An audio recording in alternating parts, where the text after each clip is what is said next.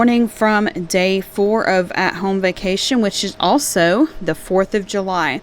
This year we did something totally different. Normally, because of the high temperatures, usually mid to upper 90s, sometimes approaching 100 with 95% humidity, our family just finds it completely miserable to be outside on the 4th of July before the sun goes down. So normally we would do like a sleep-in day, stay at home, watch Liberty Kids all day, popcorn, finger food, charcuterie boards. This year we did something different.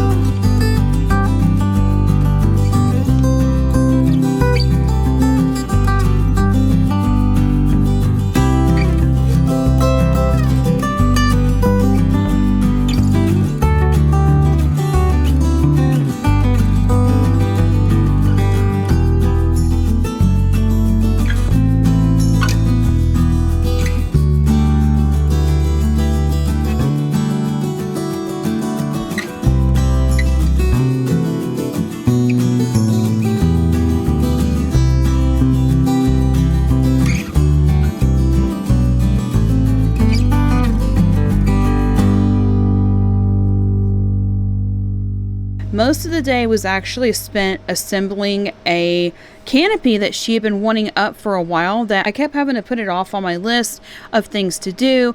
But with Matt there and the girls there to help me, we finally, 5 hours later, were able to have the canopy up and set up on her porch where she wanted it. It was a perfect way to spend the 4th of July, and we had an amazing time. Don't forget to hit subscribe, because tomorrow's video is all about on the way home. We drove home at night and we were given the fireworks surprise